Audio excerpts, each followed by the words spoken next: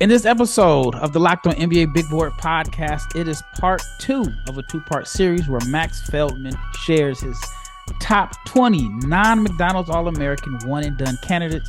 If you missed the first episode, check it out where he gave his first 10, but I shouldn't say the first 10 because it was not in any type of order other than alphabetical order. It wasn't a ranking. So this is part 2.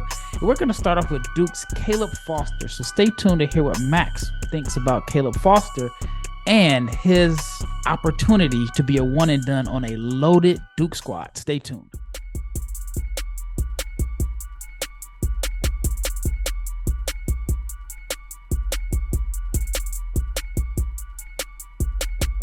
Big shout out to each and every person that has made the Locked On NBA Big Board podcast your first listen of the day. I'm your host, Rafael Barlowe, the director of scouting for NBA Big Board and the founder of NBA Draft Junkies. Thank you again for whether it's your first listen, your second, your third, your fourth, you're listening in the car on the way to work, listening at work, listening while you're in the gym, riding a bike, whatever. I appreciate each and every listen. If you're not subscribed to the channel, please subscribe, share, like, comment. And if you comment, that is one way you can help us grow the channel. All right, let's get right back to it. This is Max Feldman from Made Hoops. Max is one of my go-to guys when it comes to grassroots basketball. If you're not following Max, please follow Max. I know on the last episode, I didn't get a chance to give you the opportunity to leave your information so where they can follow you. So let's do it right here. Where can the diehard hoop heads that love high school basketball want to know who is the top guy to look out for that is not getting the hype in the 2023-24 season? Where can they find you at? My Twitter is at MaxFeldman6. But as always, appreciate you having me on. Always happy to talk draft, talk some hoops. Yeah, no problem. You're one of the go-to guys when I need some information and just to provide a different perspective. They may be tired of listening to me share my thoughts, so it's always good to hear another perspective. All right, let's talk about Caleb Foster. Caleb Foster joins a loaded Duke class, which is weird because Duke has a highly ranked class, but if I'm not mistaken, they return like their top 4 scorers. And usually or maybe it's their top 4 scorers? I know it's like 4 of their top guys from last year, despite the fact that they had 2 guys selected in the first round. And then Caleb Foster joins a crowded Duke roster. But what are your thoughts on Caleb Foster? And why do you think he has a chance to be one and done? Yeah, it's a fascinating process overall situation. I think I broke down all of these guys in the sell and swing skills. I think if there's a swing skill for the draft, 24 draft as a whole, it's potentially the Duke backcourt. I think it's going to be fascinating to track. But Caleb Foster specifically, North Carolina native, 6'5" guard, had some inconsistency in the back end of his high school career. Spent his junior year at Oak Hill and really struggled there. Senior year, went out to Notre Dame in California to play with Dusty Stromer. Had a great season. Last EYBL campaign with Team Thad, he was fantastic. Seemed to really turn a corner. Really physical on the ball. That's probably my favorite thing about him. Really craft-based, not afraid to bounce off other defenders to get to his spots. Really good in ball screens as well. I think that's probably the big sell with him is kind of a combo guard who can create on the ball, knock down shots, and has a good feel for the game. Swing skills for him, I think, are like we laid out. I think it's going to be opportunity. Guy that has been accustomed to having the ball in his hands and having Jeremy Roach, Tyrese Proctor, Jared McCain, and Kyle Filipowski, not just the guards, a lot of other guys who are going to have the ball in his hands. I think it's going to be there's going to be something that's going to need to shake out there. But, yeah, going to be a big one to track for sure. Yeah, who do you think between him and McCain gets that third spot? Because I imagine they're going to start small. I imagine they're going to start Roach and Proctor. I can't see a situation where both of those guys aren't in the starting lineup.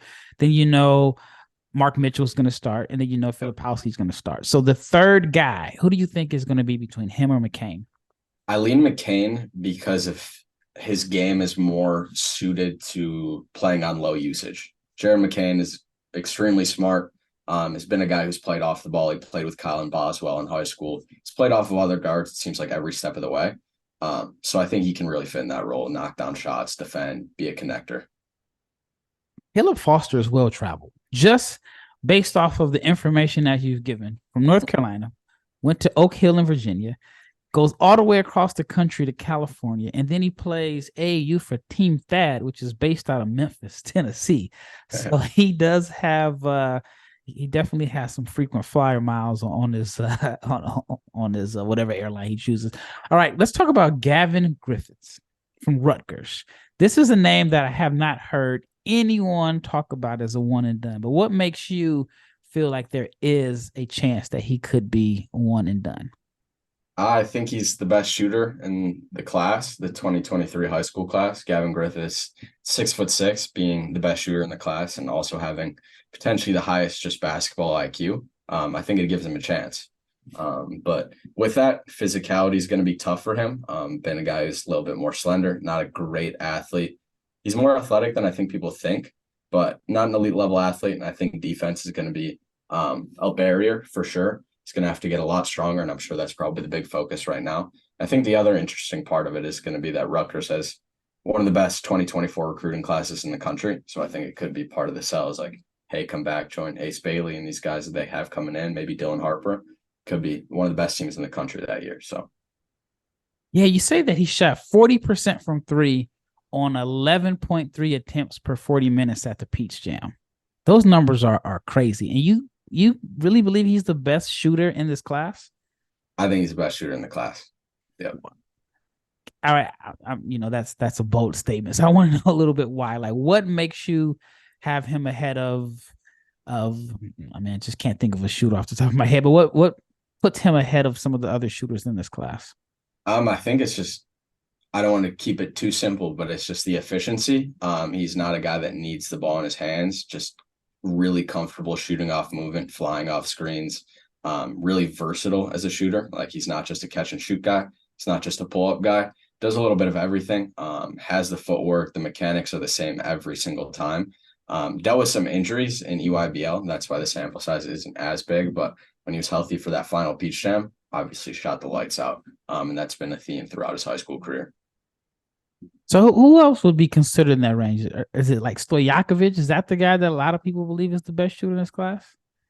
Some people might say that. I'm not there on that. I think Gavin just has a bigger sample size and is a little bit more consistent. Stojakovic is a very good shooter, but I think I would put Gavin on a different level. Aiden Holloway is maybe a guy that people would say.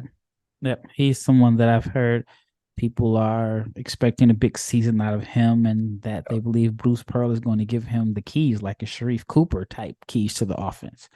All right, let's talk about Deshaun Harris-Smith from Maryland. He is a player that, again, not a lot of people are talking about as a one and done prospect, but you believe there is an opportunity for him. Can you explain why? Yeah, he's a winner, 6'4", super physical guard.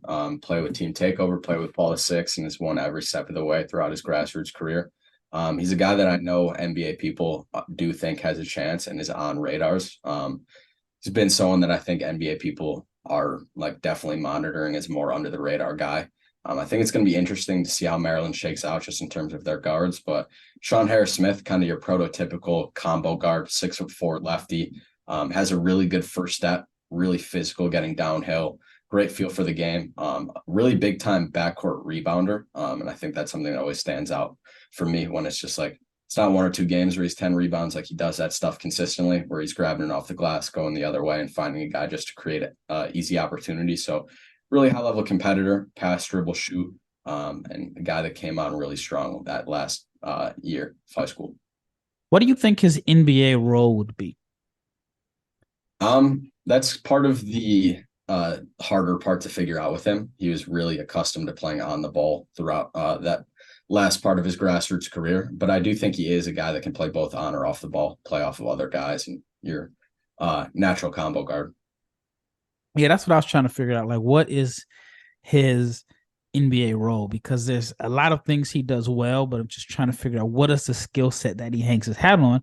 Now, he's tough and he's physical and he rebounds. The first comparison that came to mind in a sense of those intangibles is Josh Hart. Not saying he's Josh Hart, but intangibles wise, I see what you mean. Yeah, just based off of the intangibles. All right, when we return, we'll talk about a few more prospects. But let's talk about FanDuel because NFL week 3 is here. And right now, if you are a new customer, you get $200 in bonus bets guaranteed when you place just a $5 bet. All you have to do is place a $5 bet and you can win $200. That is $200 in bonus bets, win or lose. If you've been thinking about joining FanDuel, there is not a better time to get in the action. The app is so easy to use. There's a wide range of betting options that include the spreads, player props, overs, unders, and more. So visit FanDuel.com/LockedOn and kick off the NFL season. FanDuel, the official partner of the NFL and Locked On. All right, second segment, we left off with Deshaun Harris-Smith, and I was trying to come up with a player comparison, and based off the intangibles, I thought Josh Hart. If you have a player comparison, let me know and send it in the comments, whether it's on Twitter or you can comment on YouTube. All right, let's talk about Jacob McFarland from Houston. Now, Houston has a few guys that people are starting to talk about as like under the radar potential one and dones. Now, Houston is not a school that produces one and dones. Jarris Walker was the rare one and done that comes out of Houston. But one thing I know about a player that plays for the University of Houston, you got to be tough. So tell me a little bit about Jacob McFarland. Yeah, Jacob McFarland, one of the big late bloomer, big risers in this 2023 high school class. Like I mentioned, I think part one of those things that I just look out for in terms of making that one and done leap is that progression. 6'11", rangy rim protector, can really run the floor. Obviously, a lot of people are excited about JoJo Tugler. I think JoJo Tugler is going to be fantastic for them. Kind of your prototypical Houston guy. I think McFarland has the edge long-term as an NBA prospect, just given his measurables, his frame, his mobility. But one of like the top guys on this list overall that I lean towards it taking multiple years, but I think he's going to be fascinating to track just in terms of a unique prospect for Houston. Like definitely a guy that they haven't really had and they don't have on this roster. So really good shot blocker, can really run the floor, can really cover ground. Swing skill. What is the swing skill that can get him in the 2024 NBA draft? I think it's going to be sample size. Getting those reps, I think, are going to be big for him. His frame and overall skill set are very like foundational. Right now, he's probably barely 200 pounds, very much like a rim runner, playing above the rim, catching lobs, and then block shots on the other end. He has flashed some shooting, but I think it's just going to be something that probably I lean towards it taking more than a year. All right, the next player, Scotty Middleton, is a draft Twitter darling already. He has a huge fan base in the draft Twitter world, and people are basically plugging him in as the next Brice Sensabaugh and the one and done from Ohio State. Malachi Branham was that guy the year before. So everyone is saying Scotty Middleton is going to be the third non-McDonald's All-American coming from Ohio State in a row. And so you have him on your list. So for the listeners that aren't familiar with Scotty Middleton, explain his game and why so many people are so high on him. Yeah, 6'6", your prototypical 3-and-D wing, plus length, really rangy, has some twitch to him. He's quicker than most guys at his size. I think that's probably a big thing, just movement skills wise. And I think with him, the intrigue is just like there's a clear path to an NBA role long term. It doesn't take hard to figure out. It doesn't take long to figure out like what he could look like at the NBA level.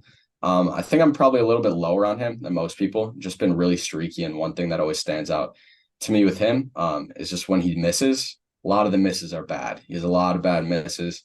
He's been relatively streaky. He turned a big corner heading into his senior year at Sunrise. Previously, he was not a great shooter. The numbers were pretty low.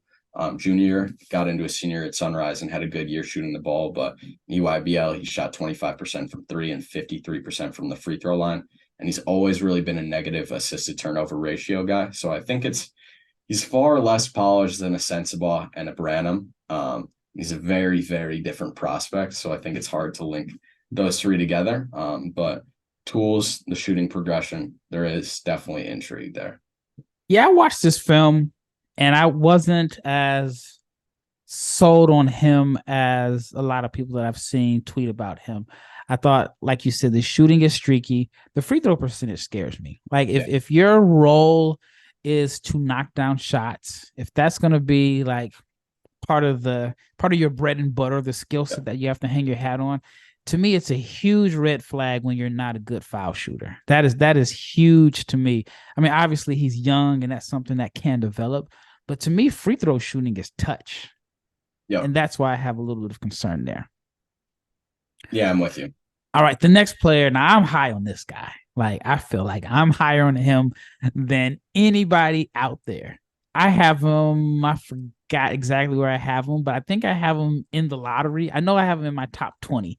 It is Femi from Baylor. I've heard great things about him. I've heard like really, really good things about him as far as how he's played in Baylor practices. And then I was high on him when I watched his film, but it kind of confirmed it when I've just heard good things. I had some friends of mine that are Baylor alums, and Baylor has this, I guess it's like, I don't know the exact name of it, but it's like alumni weekend where they invite all their former players, whether you're a current NBA player, former NBA player, but guys that just played at Baylor, played at a high roll. They invite them, they come back for a week and they train, and it's like a camaraderie thing, but they also play with the guys on the team. And I was, trying to get some information, and everybody that I spoke with said Missy is a problem. So I'll let you share why you think he has a potential one and done, and then I'll add my 2 cents after that. Yeah, Yves Missy's a fascinating just prospect overall, just in terms of where he's come from. He's been playing basketball for, I think, 3 years now. Speaks a bunch of different languages. He's just got a fascinating story overall. As a brother that played for like Harvard, I've heard everybody in the family is just brilliant. Yeah. I actually think I saw him for the first time he ever played basketball in the United States. He was playing with West Nottingham Academy on the East Coast for senior year. What ended up being a senior year, he moved out to Prolific Prep. He's a reclass from 2024, originally part of class 2024, reclassed up to get to Baylor this year, which is his original class according to his birth date. So makes some sense there, but kind of relates to the swing skills. I think for him, it just doesn't have a ton of experience playing basketball. Physically 6'10" and extremely wiry. Physically, it might just take more than a year. But I think that's also part of the intrigue with him, as he's raw in a lot of ways.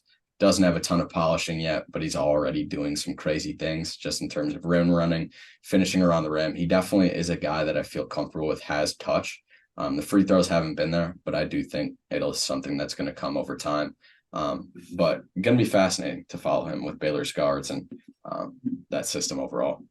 Yeah, he's someone that I definitely think will be drafted high, but it will be based off of potential over production. But I think he's going to rebound the ball at a high level. But he shows some flashes of being able to face up and attack. Like he's comfortable in the face up and putting the ball on the floor. Not saying that he's shifty or dancing, but 1 or 2 dribbles. And then I like the fact that if he can dunk it, he's trying to dunk everything around the rim. I do think that he needs to improve like his soft touch finishes and so on. But I think a lot of that is just his overall feel for the game. But I like him a lot. I think he's going to be one of the bigger surprises. Now, I may be getting way ahead of myself.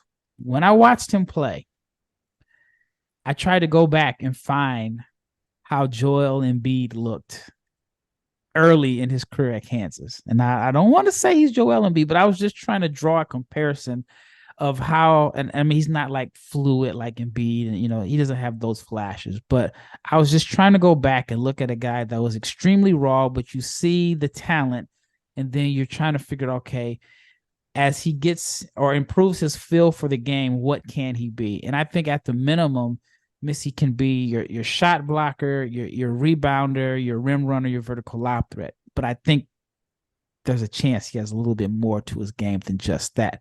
All right, let's talk about Jaren Stevenson. I had a chance to watch Jaren work out this summer. He came to Dallas for, I want to say he was maybe here for like a week or so, and he worked out with Gigi Jackson. I had a chance to watch them play one-on-one a lot.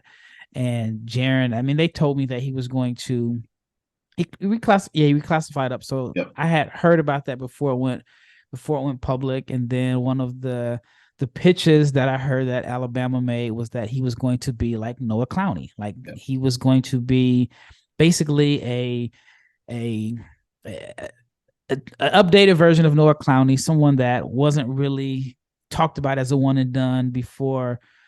I would say, when did people start talking about Clowney as a first round pick or draftable? Like maybe January, maybe December.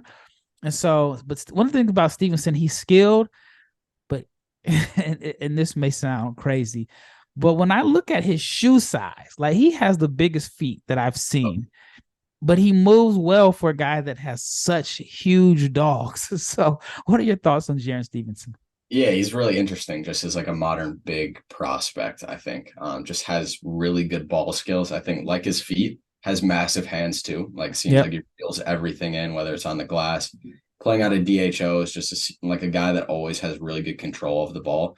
I really like the passing. He does like some interesting things. It's just a modern big, and has shown touch. It's been a kind of consistent development over the last few years. Shot at 74% this past spring in EYBL, 71% as a rim finisher in EYBL. So has really good touch around the rim. I think he's best as like a roll man, DHO type big, not your traditional like rim runner type guy. Average 0.9 blocks per game. I think he's really smart rotationally, but not going to block a ton of shots. Doesn't have crazy length to him. So he's unique and he's been a little bit inconsistent, but I think Alabama is kind of a unique and strong setting for him. Yep, I agree. I agree 100%. All right, we are down to the last three prospects. Stay tuned to find out who the last three. We've done 17. Now we have three left in Max Feldman's top 20 prospects that were not McDonald's All-Americans that could be one and done. Stay tuned.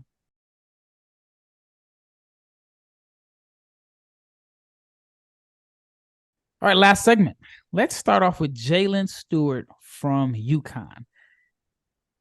Before you get into like his report, his scouting report, where do you see him fitting at on this UConn roster? Probably the biggest swing skill. You mentioned it before. UConn's got a lot of bodies ahead of him. Was a guy that I was very close to keeping off, but I've heard he's been very good these past few months since he arrived there. So it's going to be interesting. I think he's a 3-4, can really play either role. But it's going to be tough, and I would bet that it probably takes time just given what UConn's rolling back. Yep. All right. So can you share why you believe that he has the chance to be a one and done despite going to such a loaded roster? I mean, he's going on a team that just won a national championship that returned some pretty good players. Yeah. Jalen Stewart, 6'6", mismatch type of wing. Originally from Seattle, play with Seattle Rotary. Super productive there. Comes across the country and my favorite thing about him is just his functional athleticism. Not a guy that's extremely explosive, not a guy that's super twitchy, but just has great basketball athleticism and can really score it out of the mid-range. Plays in a bunch of different types of role. He's really comfortable as like a primary guy, getting to his pull-ups in the mid-range, attacking closeouts. So I think he's very unique just in terms of what UConn has had, but really interesting. It's just like a shot making big wing with great intangibles. He's really strong, really physical, but has to sort out some things in terms of his shooting efficiency and exactly where he fits defensively. But a guy that I've been probably like one of my favorite guys in the recruiting class. And why is that? Like, what is it that, because we all have our favorites and we can be a little biased sometimes, but what is it about him that makes him one of your favorites? Yeah, it's just like a rare level of fluidity, strength, and like he makes things at his size look easy that just most other guys don't, and really knows how to punish mismatches. Like doesn't need a game flow to be going his way to get where he needs to get. If he's playing against a smaller guy, he's going to punch him in deep and finish around the rim. If he's playing against a bigger guy, he's going to beat him downhill and get to the rim every time. And I think that comes from just that functional athleticism and knowing what each possession requires just in terms of his skill set. But also just been productive really each step of the way here. All right, let's talk about Dalen Swain from Xavier. Yeah, we were talking favorites. This is probably my favorite guy. I don't know if it's going to be 1 year, probably going to be a 2-year thing. Going to be one of the youngest players in college basketball as well. 6'7", 6'6", really comfortable on the ball and defensively, big time, really high level of generating deflections, really smart off the ball, and just been a fascinating like development to track. He's had the ball in his hands a lot, 90 assists to just 59 turnovers in EYBL. And you might not think that's great, but if you look at EYBL stats, that's pretty high level. That's incredible. Because even the best players have like even assist to turnover ratios. Exactly, especially for being a 6'7" guy who played on pretty high usage. Obviously very young, and the shooting is the big question mark with him. It just hasn't been a big part of his game. Reports have been good with it, but I think it's going to take time. And I think the one player that comes to mind, no, we haven't done a ton of player comparisons, but a guy that played for Sean Miller back in the day reminds me some of Dalen Terry, just in terms of the on-ball stuff, the defense, the athleticism, and the shooting question mark. So one I'm very intrigued to follow here.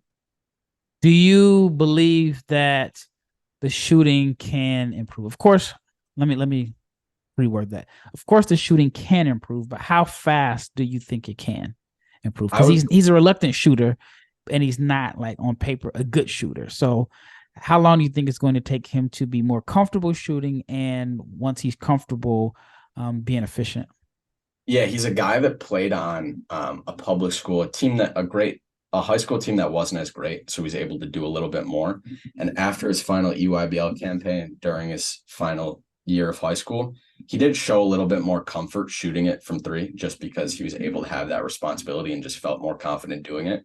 So I think it's something that is going to come. I don't think he's going to be a high level shooter, but if I think if he gets to close to 30%, where he can draw a closeout here and there, I think he's going to be able to figure things out. And if Dalen Terry can get to a marginal, like a solid point, I think Dalen Terry can as well. I mean, yeah, Dalen Swain. All right. The last guy that we're going to talk about is Wesley Yates. And before you share your thoughts, I'm going to share mine. I'm a big Wesley Yates fan. He is another guy that I think could be boom or bust. And so in my scouting report on Wesley Yates, I like his size at 6'4". I like his burst and speed, flashy court vision, fun to watch. He just loves to push the ball in transition. He is aggressive downhill attacker, very confident, and I love guys that exude confidence. He's not afraid of contact, and I think that he's going to look better in the NBA with NBA spacing than in college. Now, my concerns are he misses a lot of reads, misses open teammates. The shooting is inconsistent. He has a tendency to play wild and drive without a plan. There's some concern about the low release on his shot, and he is used to playing with the ball in his hands, and I would like to see him become a better shooter off the catch. What are your thoughts on Wesley Yates? And tell me if there's anything that I mentioned that you strongly agree with or totally disagree with.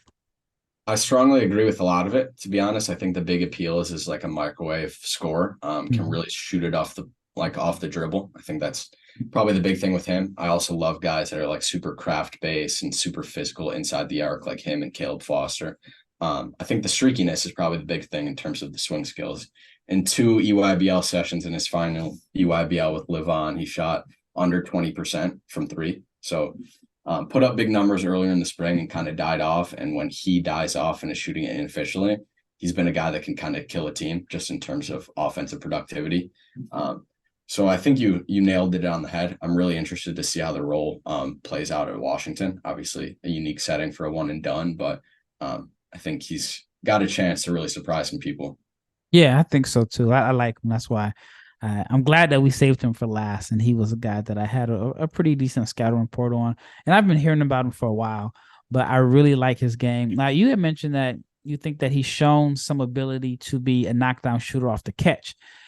That is something I didn't see. And I just wanted to like pick your brain on that. Like what film did you watch or what games had you seen where you believe that there is upside off the catch? Because I feel like he's had the ball in his hand so much that it's a small sample size off the catch. It is a small sample size. I kind of buy just the eye test of it. He is 46% on unguarded jumpers in UIBL. So I think that is a plus, but I also just buy like the fluidity, the consistency, just mechanically. And I think he does have really high level touch. So I think playing off guys like Paul Mulcahy and Keon Brooks, I think there's a chance to show that this year. Keon Brooks seems like he's been in school for a long time. This is what his second year at Washington? I think second or third. And I feel like it just seems like he's played 3 years at Kentucky. I mean, I know with the whole COVID years and graduation that guys can stick around longer, but he just seems like he's had like 2 different like careers, not just like went to 2 schools, but 2 different careers. But he is a really good athlete. I had a chance to watch him work out some in Dallas. So I do like Keon Brooks. All right, man, that wraps up this episode, man. Big thank you for your time, for doing 2 episodes, 20 prospects. If you are looking to follow somebody or you want to find out information and on the grassroots circuit, you got to follow Max Feldman. Max knows his stuff. And it's not just your typical blah scouting reports. I mean, he's giving numbers, but he's also using his opinions on why he likes or why he has concerns about players. And that's why Max is one of my favorite guys in the space. Big thank you, Max, for coming on. Once again, thank you, the listener, for making the Locked On NBA Big Board podcast your first, second, your third. I'm just glad that you are listening. And thank you, Max, for coming on back-to-back episodes. Once again, it's Rafael Barlowe with Max Feldman, and we are out.